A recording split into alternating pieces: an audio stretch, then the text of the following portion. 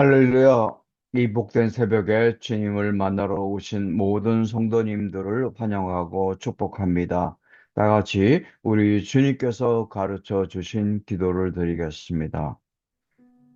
하늘에 계신 우리 아버지, 아버지의 이름을 거룩하게 하시며 아버지의 나라가 오게 하시며 아버지의 뜻이 하늘에서와 같이 땅에서도 이루어지게 하소서. 오늘 우리에게 일용할 양식을 주시고 우리가 우리에게 잘못한 사람을 용서하여 준 것 같이 우리 죄를 용서하여 주시고 우리를 시험에 빠지지 않게 하시고 악에서 구하소서. 나라와 권능과 영광이 영원히 아버지의 것입니다. 아멘. 하나님 아버지, 오늘도 주 안에서 베풀어 주신 크신 은혜를 붙들고 주님 앞으로 더욱 가까이 나아가게 하여 주시옵소서. 예수님 이름으로 기도드립니다. 아멘. 다 같이 찬송가 527장 찬송하겠습니다.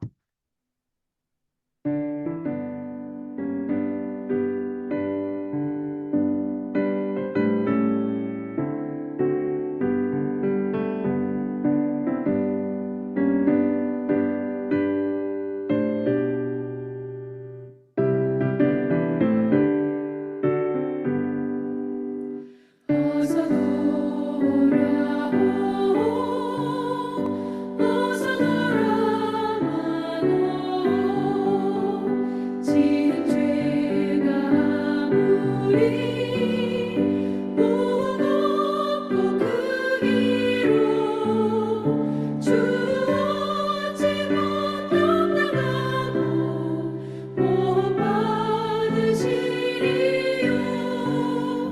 우리 주의 넓은 가슴은 하늘보다 넓고 넓어 어서 돌아오 어서 돌아와요 우리 주는 날마다 기다리신다오 밤마다 문 열어놓고 마음 졸이시며 나간 자식 돌아오기만 밤새 기다리신다오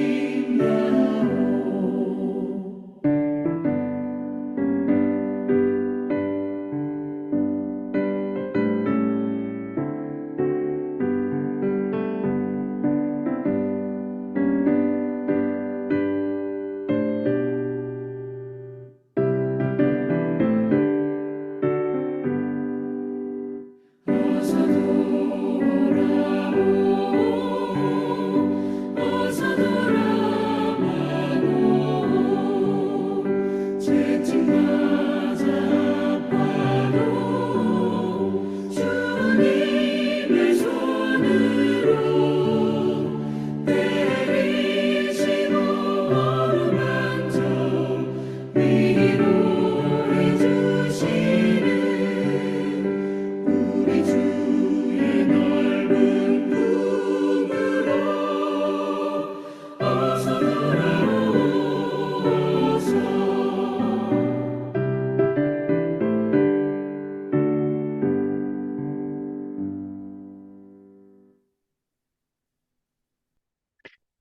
오늘 우리에게 주시는 하나님의 말씀은 이사야 30장 18절로 33절 말씀 되겠습니다. 그러나 여호와께서 기다리시나니 이는 너희에게 은혜를 베풀려 하심이요 일어나시리니 이는 너희를 긍휼히 여기려 하심이라. 대저 여호와는 정의의 하나님이심이라. 그를 기다리는 자마다 복이 있도다.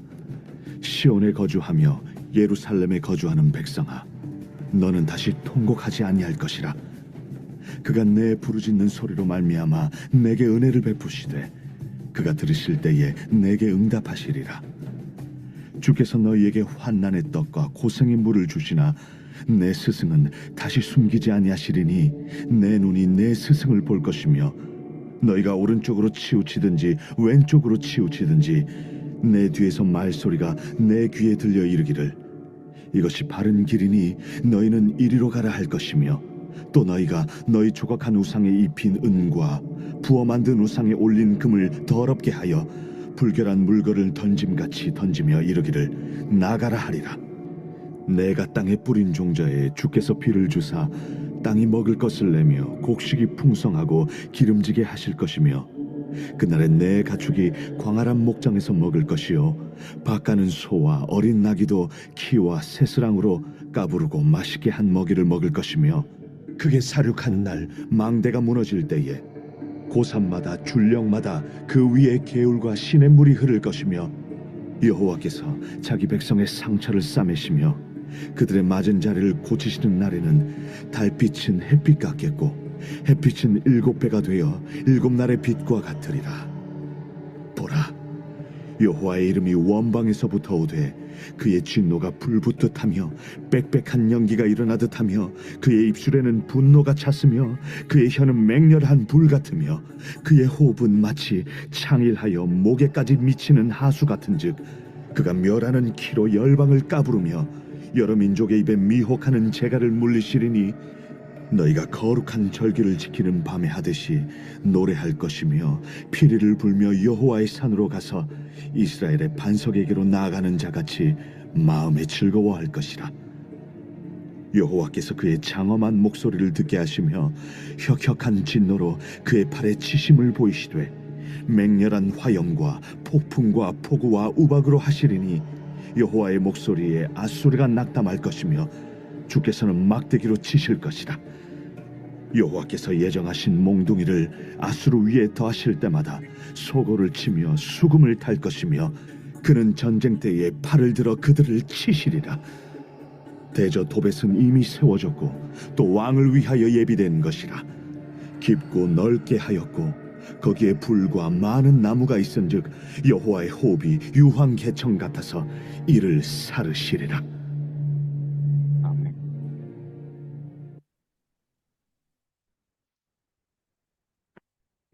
지금 유다가 아수르의 위협에 처하게 되자 하나님께 묻지 않고 애굽으로 달려갔습니다. 하나님께서 잠잠하고 나를 신뢰하라 말씀하셨지만 그들은 거절했습니다. 이때 오늘 본문 18절은 이렇게 시작합니다. 그러나 여호와께서 기다리시나니.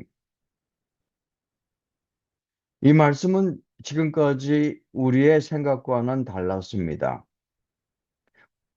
우리가 하나님을 기다린다고 생각하면서 하나님 언제 응답하시냐요? 라고 묻지만 본문 말씀은 오히려 하나님께서 우리를 기다리고 계신다는 것입니다. 마음이 급하고 의욕이 넘쳐나는 상담자는 먼저 답을 제공해 줍니다. 그러나 좋은 상담자는 내담자보다 앞서지 않습니다. 내담자가 스스로 자신의 이야기를 할 때까지 기다려 줍니다. 자신의 문제를 스스로 볼 수 있을 때까지 기다려 줍니다. 변화될 준비가 될 때까지 기다려 줍니다. 최고의 상담자이신 하나님께서도 바로 그렇게 하십니다. 하나님께서 기다리시면 또 그냥 내버려 두심이 아닌 어떤 목적이 있었습니다. 본문 말씀처럼 이는 너희에게 은혜를 베풀려 하심이요. 즉 하나님의 기다리심은 그들이 돌아와 은혜 받을 수 있게 하는 것이었습니다. 상담에서도 기다림은 내담자를 포기함이 아닙니다. 답을 잘 찾아낼 수 있는지 시험해 보는 것도 아닙니다. 내담자 스스로 답을 찾아낼 수 있는 잠재적 능력이 있다는 믿음이 있기 때문에 곁에서 머물러 주는 것입니다. 그런데 상담자가 내담자의 변화 가능성을 믿고 기다려 주는 것보다 하나님은 우리의 변화 가능성을 더 오래도록 믿어주시는 분이십니다. 사랑은 이해받았다고 느낄 때 회복되기 시작합니다. 왜냐하면 인간에게는 문제 해결 이전에 이해받고 싶은 욕구가 있기 때문입니다. 하나님은 우리가 처한 상황만 아시는 분이 아니십니다. 그 상황 때문에 우리가 얼마나 두렵고 얼마나 외롭고 얼마나 힘들어 하는지도 아시는 분이십니다. 그래서 기도는 하나님께 내 정보만을 알려드리는 것이 아닙니다. 나를 이미 다 아시는 하나님 앞에서 내 마음을 열어드리는 것입니다. 하지만 하나님은 우리의 모든 문제를 즉시 없애주시겠다 말씀하지 않았습니다. 이 10절 말씀에 주께서 너희에게 환난의 떡과 고생의 물을 주시나 고난은 여전히 사라지지 않고 있습니다. 그런데 어떤 변화가 생깁니다. 내 눈이 내 스승을 볼 것이며, 즉, 고난 속에서 하나님이 보이기 시작한다는 것입니다. 치유는 과거가 없어지는 것이 아닙니다. 상담한다고 과거가 없어지지도 않습니다. 어린 시절에 상처가 없었던 일이 되지도 않습니다.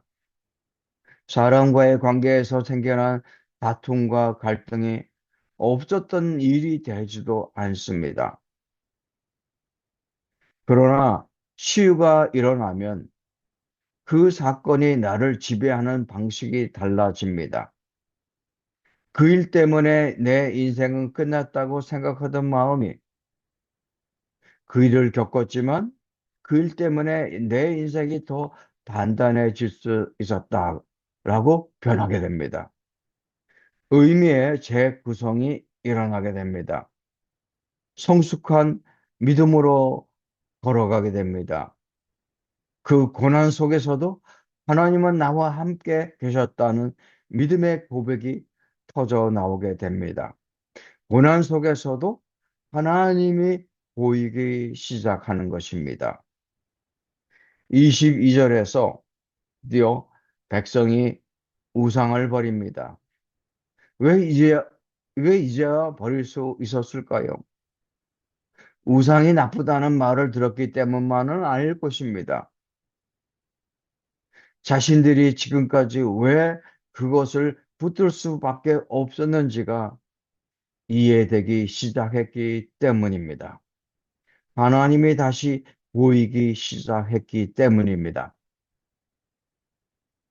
하나님은 잘못한 자기 백성을 책명하시는 것으로 끝내지 않습니다. 26절 말씀처럼 여호와께서 자기 백성의 상처를 싸매시며 그들의 맞은 자리를 고치시는 날에는 하나님은 단순히 죄를 지적하시는 분이 아닙니다. 상처를 싸매시는 분이십니다. 우리가 하나님을 떠나 잘못된 길을 갔더라도 돌아오게 되면 하나님께서는 상처부터 싸매 주십니다. 예수님께서도 죄인을 정죄하기 위해 오신 것이 아닙니다. 잃어버린 자를 찾아 구원하기 위해 오셨습니다. 십자가에서 친히 상처를 입으심으로 우리의 상처를 치료해 주십니다.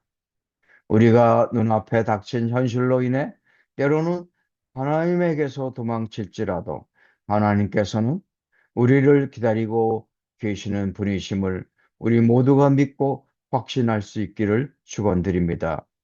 우리가 하나님에게서 멀어질 때에도 하나님은 우리를 포기하지 않으시고 돌아와 다시 함께 걸어갈 수 있도록 기다리시는 그분이 바로 우리 하나님이심을 믿고 감사함으로 나아갈 수 있기를 축원드립니다. 다 함께 기도하겠습니다. 과거의 상처가 오늘의 우리를 지배하지 않게 하시고 아픔 가운데서도 새로운 의미와 소망을 발견할 수 있기를 기도하겠습니다. 우리의 상처를 싸매시고 아픔을 고치시는 예수 그리스도의 은혜 안에서 다시 일어설 수 있기를 기도하겠습니다. 교회를 위해 기도하겠습니다. 우리 교회가 세상의 소리보다 바른 길로 인도하시는 하나님의 음성을 분명히 들으며 하나님의 뜻을 이루어 드리는 교회가 되도록 기도하겠습니다. 우리 교회가 정죄하는 곳보다는 회복시키는 곳이 되도록 길을 잃은 사람이 다시 방향을 발견하고 지친 영혼이 하나님 은혜 안에서 새 힘을 얻는 공동체가 되도록 기도하겠습니다. 마지막으로 환우들을 위해 기도하겠습니다. 질병과 치료 가운데 있는 환우들과 그 가족들을 주님 손에 맡겨드립니다. 환우들의 병든 육체를 긍휼히 여겨주시고 약해진 몸에 회복의 힘을 더하여 주시기를 기도하겠습니다. 육신의 치유와 마음의 회복과 영혼의 강건함을 허락해 주시기를 기도하겠습니다.